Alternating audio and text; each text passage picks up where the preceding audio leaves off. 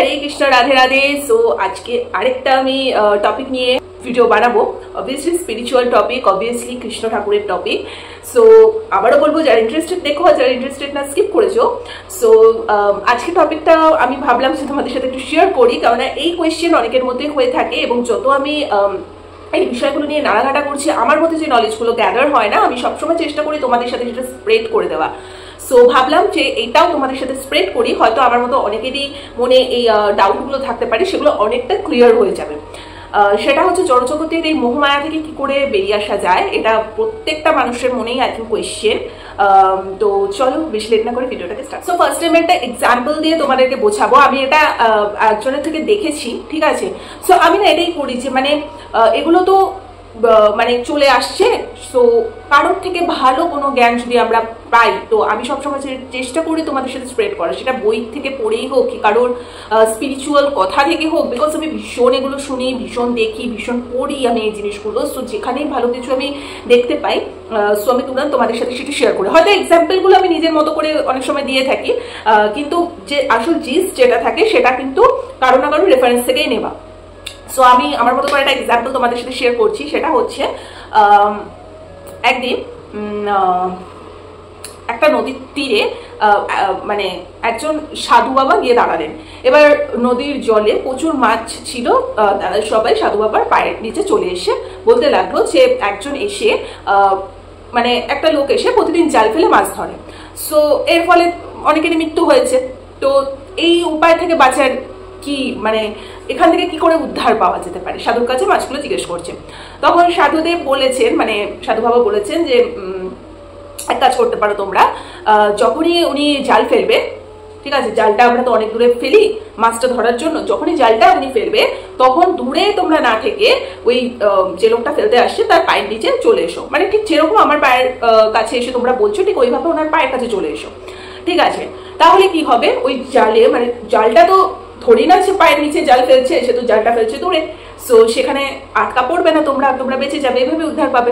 So এখান থেকে এটাই বোঝা গেছে যে ফার্স্ট কোয়েশ্চেনে আমাদের এটা ছিল যে জড়জগতের মায়া জাল থেকে আমরা কি করে মানে উদ্ধার পেতে পারি, ঠিক আছে, ডিটেলস হতে পারি কি করে।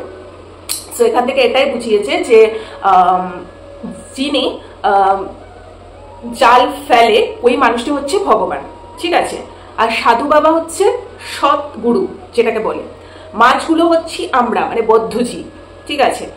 আর যে জালটা ফেলছে মানে ভগবান যে জালটা ফেলছে ওটা হচ্ছে মায়াজাল, ঠিক আছে। মাছ ধরার জন্য লোকটি যে জালটা ফেলেছেন, অর্থাৎ ভগবান যে জালটা ফেলেছেন সেটা হচ্ছে মায়াজাল। আই থিঙ্ক কনসেপ্টটা ক্লিয়ার করতে পেরেছি। সো এখানে এটাই বলেছেন যে অবভিয়াসলি আমাদের মোহমায়া থেকে মুক্ত হওয়ার জন্য অবভিয়াসলি ঠাকুরের শরণাপন্ন হতে হবে, ঠাকুরের চরণে আমাদের ঠাঁই দিতে হবে, নিজেদেরকে পুরোপুরি ঠাকুরের চরণে সারেন্ডার করে দিতে হবে, ঠিক আছে, তবেই কিন্তু এই জড়জগতের মোহমায়া থেকে আমরা মুক্তি পেতে পারবো। এবার আমরা হুট করে তো নিশ্চয়ই ঠাকুর অব্দি পৌঁছাতে পারি না, তার জন্য খুব ম্যান্ডেটারি হচ্ছে একজন সদ্গুরু নিজেদের লাইফে রাখার, যিনি আমাদের সঠিক গাইড দেবে ঠাকুরের কাজ অব্দি পৌঁছানোর জন্য। কারণ মাছগুলো অর্থাৎ বদ্ধজীবীরা কিন্তু বুঝতে পারি না যে কোন উপায় কি করব, সেটা সলিউশন হিসেবে কিন্তু একজন সদ্গুরু অর্থাৎ ওই সাধু বাবাই কিন্তু মাছগুলোকে পরামর্শ দিয়েছিল যে তোমরা ওনার পায়ের নিচে সারেন্ডার করে যাও, তাহলে উনি যতই জাল ফেলুক সেখানে উঠতে পারবে না, ঠিক আছে। সো ভগবানের থেকেই সৃষ্টি মায়া জালের। আমরা গীতার যারা ক্লাস করেছি তারা জানি যে ভগবানের দ্বারা সমস্ত কিছুই সৃষ্টি। সো মায়াজাল, কামদেব থেকে শুরু করে সমস্ত কিছু ওনারই সৃষ্টি। এবার ভগবান পরীক্ষা নিরীক্ষা করার জন্য অনেক সময় আমাদেরকে বহু মায়ায় জড়িয়ে রাখে। এই জগৎটা তো পুরোটাই মায়ার জালে জড়ানো। যে মানুষরা এই মায়ার জালের ব্যাপারটা বুঝতে পেরে বেরিয়ে আসবে, ভগবান কিন্তু তাকেই সাহায্য করবে এই জাল থেকে বের করে নিতে। এবং কি করে সে বেরোতে সাহায্য করবে, তাকে পুরোপুরি ঠাকুরের চরণে সমর্পণ করে দিতে হবে, নিজেকে পুরো সারেন্ডার করে দিতে হবে। তার জন্য ভগবানের নাম জপ করতে হবে, ভগবানের সেবা করতে হবে, ভগবানের পুজো করতে হবে, ভগবানকে ভক্তি করে প্রেম করতে হবে, ভালোবাসতে হবে, তো কীর্তন করতে হবে, এই সব একদম সবসময় ভগবান রিলেটেড। নিজের বলটাকে বানিয়ে নাও, নিজেকে পুরো ঠাকুরের কাছে সারেন্ডার করে দাও যে তোমার হাতে আমি তোমাকে আমার মানে তোমার হাতে আমি আমাকে ছেড়ে দিলাম, বিকজ আমার কোনো অস্তিত্ব নেই, তুমিই চালাচ্ছ, আমরা জাস্ট কাঠপুতলি, তুমি চালাচ্ছ, তুমি বুঝে নাও এবার আমাকে। আমার ভালোটাও তুমি করাও, খারাপটা হলেও তুমি করাও, কোনো ব্যাপার না, আমার কোনো কিছুতে কিছু যায় আসে না। সো এইভাবে পুরোটা সারেন্ডার করে দিতে হয় ঠাকুরকে, তবেই কিন্তু মোহমায়ার জাল থেকে আমরা সহজে নিস্তার পেতে পারি। আর যারা আস্তে আস্তে ঠাকুরের মার্গে হাঁটতে স্টার্ট করে না, তারা অ্যাকচুয়ালি চেঞ্জ হয়ে যায়। আশপাশে কি হচ্ছে না হচ্ছে তাদের কিচ্ছু যায় আসে না, তাদের কান অব্দি পৌঁছায়ও না। যে আশপাশের মানুষ 10টা যদি তোমার সামনে বসে কি কথা বলছে অন্য টপিকে, তোমার মাথায় কিন্তু চলবে না। তোমার মাথা সবসময় তুমি বিভোর থাকবে ঠাকুরের কথায়, ঠাকুরের ইয়েতে। এবার লোকজন ভাববো কি পাগল টাগল হয়ে গেল না কি, কিন্তু যে কি ভাবছে তোমার ভেবে তো লাভ নেই, তুমি সঠিক পথে এগিয়ে যাও। বাস এটাই হচ্ছে আজকের গল্প।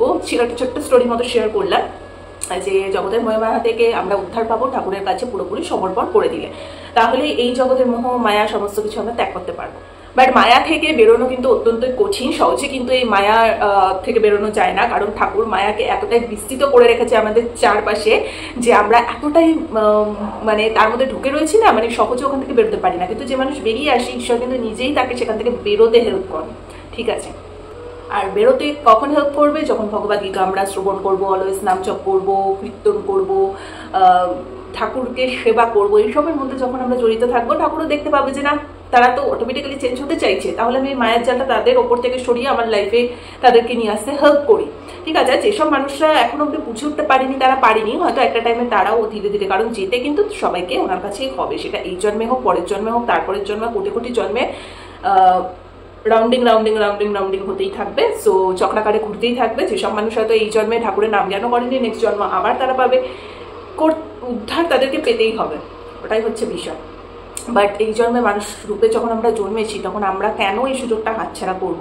আমরা চেষ্টা করব যে যতটা পসিবল আমাদের পক্ষে সম্ভব ঠাকুরকে সেইভাবে নিষ্ঠা ভরে, ভক্তি ভরে ওনার সাথে সংযোগ হওয়ার বা ওনার সাথে মিলিত হওয়ার, যাতে আর এখানে না ফিরে আসতে হয়। এইটাই সব থেকে বড় ইন্টেনশন থাকা উচিত, যে ওনার পায়ে ভাই চলে যাই, আর এখানে আসার কোনো ইচ্ছাই নেই বড় জন্ম নিয়ে। সো এটাই ছিল আজকে ছোট্ট একটা টপিক। যদি ভালো লেগে থাকে লাইক, কমেন্ট, শেয়ার, সাবস্ক্রাইব করে দিও। সো এরকম ঈশ্বর রিলেটেড কোনো ভিডিও যদি করে দিতে হয় ডেফিনেটলি কমেন্ট করো। তাছাড়া তো চলো আজকের মতো ভিডিওটা এখানে এন্ড করে দিচ্ছি। হরে কৃষ্ণ, টাটা।